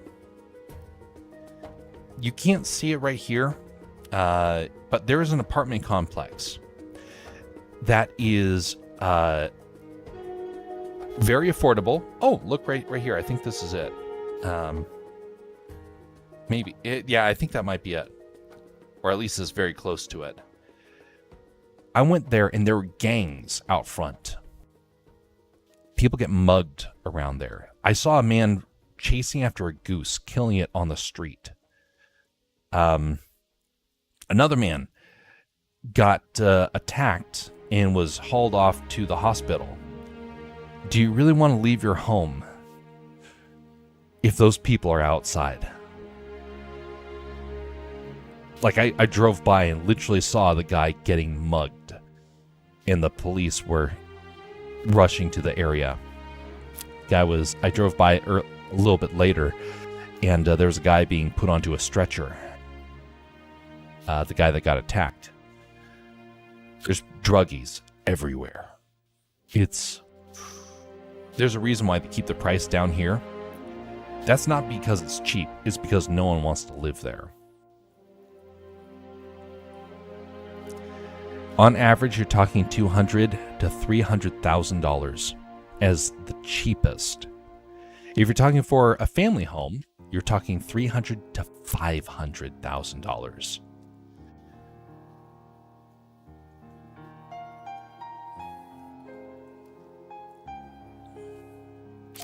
We don't have much crime here, maybe some shoplifters. Unfortunately, America has become a battle royale sort of country. We've had a lot of immigrants that have come in here, and they have no problem causing violence. By the way, that's something I cannot say on Twitch. Take that, Twitch.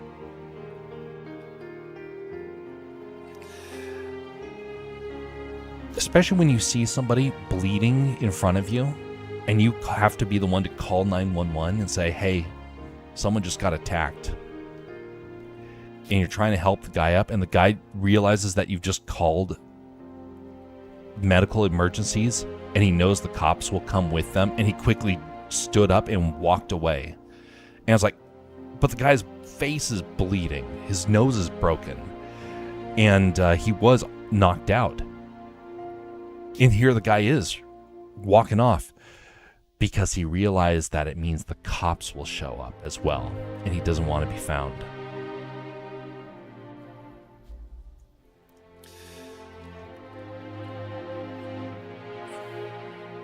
That's a very frustrating part of our culture.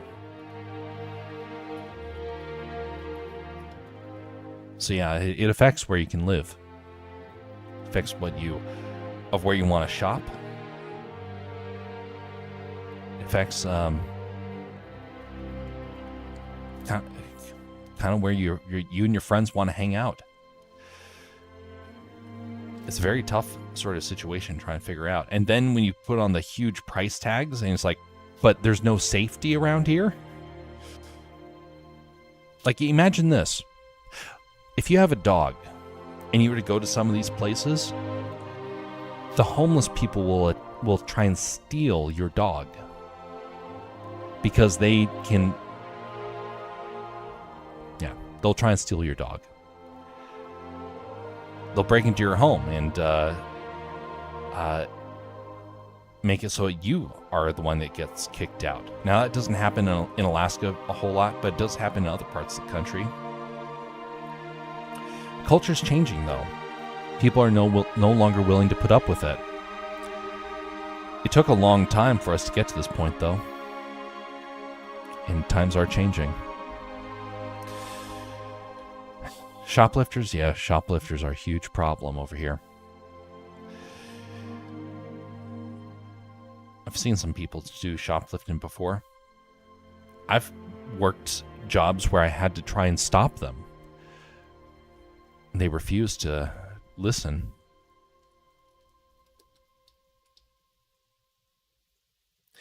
People, again, though, they're starting to step up and like, no more. You're destroying our culture, our way of life. A lot of businesses just shut down because they can't deal with it, and we're sick of it. I know people that work at these places. I don't want them to be without a job.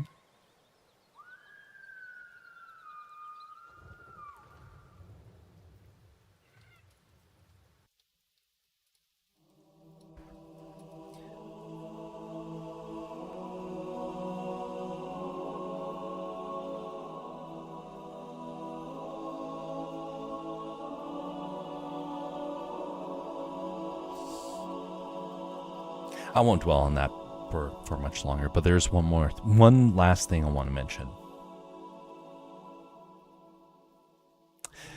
Earthquakes. A lot of these homes are cheaper because they're actually not safe for earthquakes. I'm in an earthquake state. They happen all the time. And not all buildings are built with good, safe, secure foundations.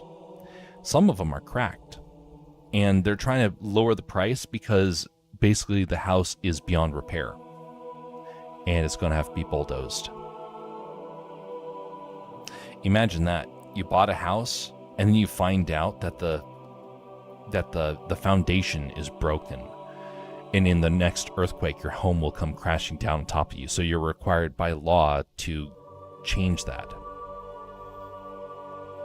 But now you have a massive bill of having to build a brand new home. And you bought a home. You're like, oh, well, I'm going to buy the home. I don't have to build a home. And then you have to build the home.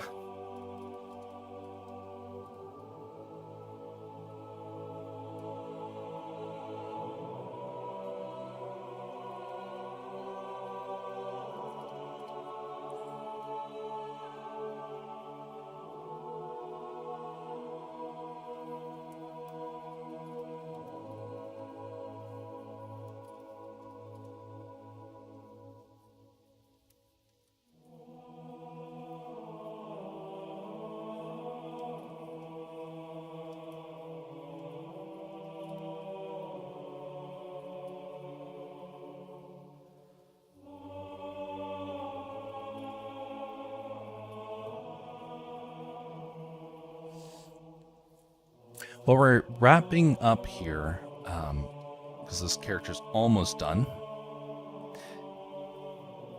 I want to mention again, one last time, what is going to be taking place. I'm going to be in the process of closing down the Twitch side, and we're going to be moving everything to YouTube and Rumble. I do encourage people to give Rumble a try. I'm not a fan of it, but we need people to support art over on that platform because right now it's heavily... there's a lot of people that are watching political stuff and they're not really paying attention to the art and animation and stuff, or even just the storytelling. And I want to try and change that.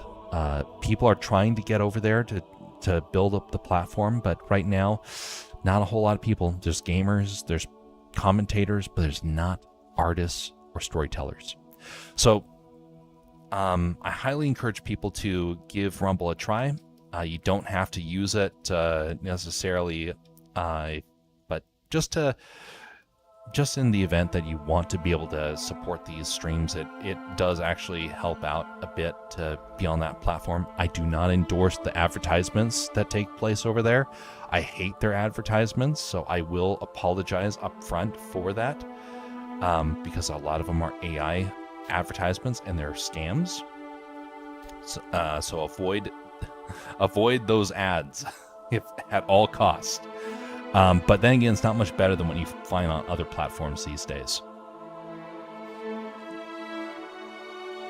Actually, the worst ads I've seen are all on Facebook. I'm going to be doing I'm going to actually document what Facebook is like, because I don't think a lot of people over the age of 40 or 50 know how bad the platform has gotten. It is a horrible, evil platform. Worse than Twitch. But Twitch is now in that category, and so we're going to be leaving it. That being said, something else to also be aware of is that we do have stickers, and stickers are going to be available now starting this weekend. I do not have any way to currently have them in a store or anything like that, so right now they're just redeemables. And so if people want to have them right now, you can use your channel points to get them. There will be a way to buy them in the future, but I have to figure out the logistics behind that, because the store that I originally was looking at wanted to charge a fortune. And I was like, I don't want this to cost money, folks. I want this to be like, I mean, of course it's going to cost money, but I don't want it to be something where it's gouging people. Kind of like those places where you can buy a t-shirt and the t-shirt is like $40. It's like, t-shirt's not worth $40. Yeah, but they're ratcheting up the price because they make a whole lot of money off of it. And that's why I want to avoid that. I want to be able to fund it by myself and not have the shenanigans that they've been pulling with other people.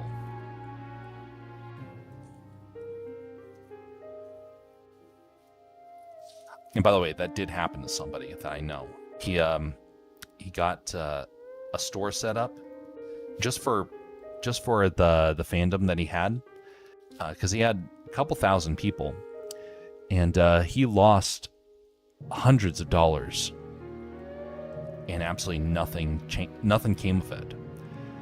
It was like the company was taking advantage of him. Like, oh, you got viewers? Hey, we'll make merch for you. But in the end, he ended up paying for all of it. And I was like, I paid for the stickers. I've already done that. I don't want to have to pay another company again for distribution and to be robbed. Especially with how unethical a lot of these businesses are. I just want to give them away for the sake of it. Anyway, we're wrapping up here, folks. We're not raiding or anything tonight, but we will start doing that again here soon. Anyway, it's been a productive evening, but have a pleasant evening and morning, everybody. Despite all the chaos and the violence of this last week, remember, above all, be civil to one another. Show some kindness. Keep justice. But also show mercy whenever you can. Until next time, folks, have a very pleasant evening.